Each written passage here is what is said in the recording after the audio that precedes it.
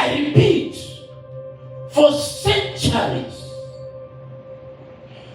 from the beginning of the church until today, church has concentrated a lot on spirituality and has neglected intellectuality, and they desire prosperity, not understanding that prosperity is not a product of spiritual welfare. It is a product of intellectual welfare. When your mind is loaded, your world will be created. As I said, I have studied Genesis chapter 1 again and again. There is nowhere written in the beginning God fasted and prayed, then he created the heavens and the earth. There's nowhere written and God went for 10 days fasting, then he said, let there be trees, or let there be oceans, or let there be light. Solomon brings us to how God achieved heaven and earth. Proverbs 3:19, pure, beautiful statement. The Lord by wisdom founded the heavens. By understanding, he established them. By wisdom. And wisdom is an intellectual offspring. Wisdom is an issue of the mind. You need wisdom to excel in business world. You need wisdom to create marriage, to create business. I wish you could pay attention to me. In the next few minutes, I'll get out of your way. Understand that. You need to get this. Listen to this. This is very important. God is giving Joshua how to prosper and be successful in all his ways. And God is not telling Joshua, you shall pray and fast, then you shall be prosperous and have a good success. God is not telling Joshua, you must go for warfare for Israel to enjoy welfare. God is telling Joshua in Joshua chapter 1 verse 8, this book of the law shall not depart out of your mouth. How can a book be in your mouth if you don't read? This book of the law shall not depart out of your mouth, but you shall meditate in the words therein. They say meditation. Can I hear you say meditation? That is Joshua 1 verse 8. Pay attention. This book of the law shall not depart out of your mouth, but you shall meditate in the words therein day and night, to observe and to do according to all that is written in it. Then what's the next line? Then you will make all your ways prosperous and have a good success. Read that verse carefully. It starts with this book. It means for you to know the way, you must read. Enter into reading. You can never be steady if you don't study. You can never lead if you don't read. It is the thoughtful that are thinkers and successful men.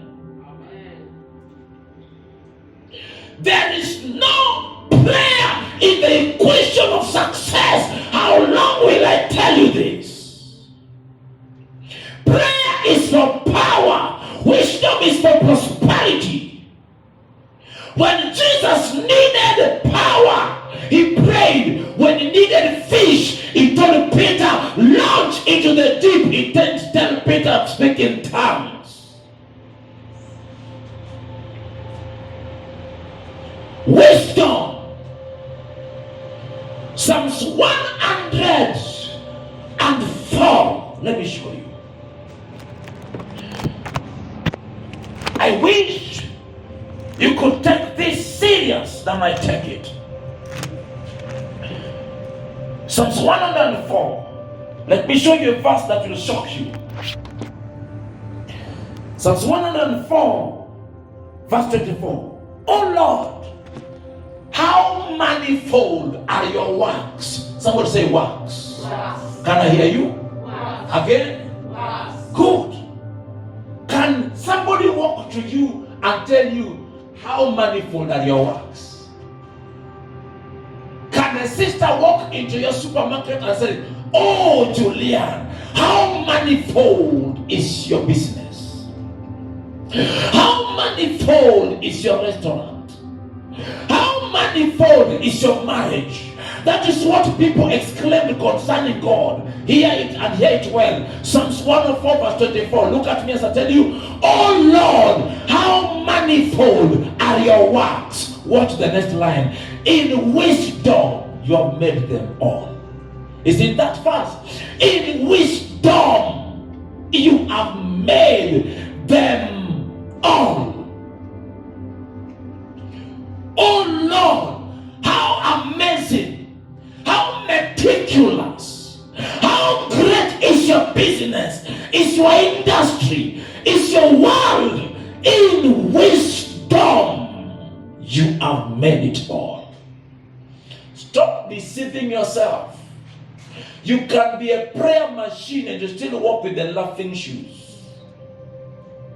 You can be a prayer machine and you still put on one coat for 40 years. As long as you neglect your brain, you'll never get a break.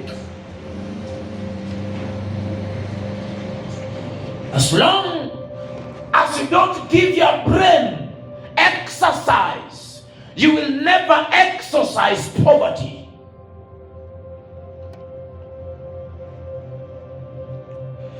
Success does not come by sleeping on the altar. Success comes by studying carefully the book of Proverbs chapter 6. Watch the ants. They do not have a leader and they do not have a person to counsel them. Then the author of that chapter says, a little sleep, a little slumber, a little folding of eyes like the man seated at the door, so shall poverty come to you like a bandit.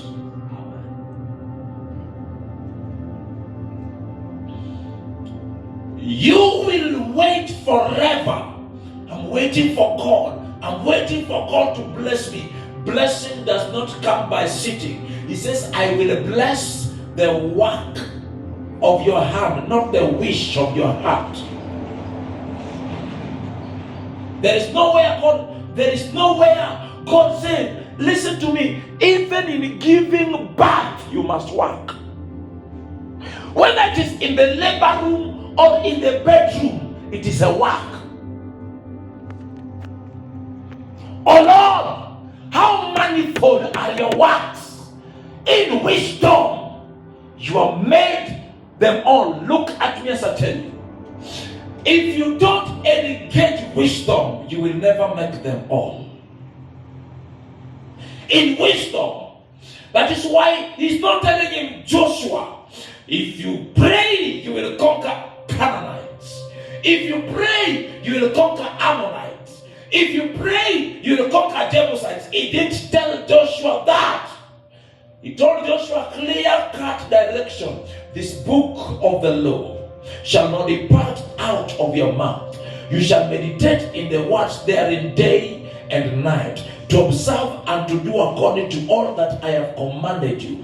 Then you will make all your ways prosperous and you will have a good success. It means, the last line of that verse means there is a bad success. The one who got success by sacrificing his kidney. The one who got success by giving the devil his haum. The one who got success by shooting people. The one who got success by selling drugs. Bad success. Good success is when you follow rules and principles. Good success is when you are creative. Good success does not come by making a call for somebody to be poisoned for you to get his house. I am telling you the truth. One thing that I'm not going to be judged for when I get to heaven is that I didn't teach you.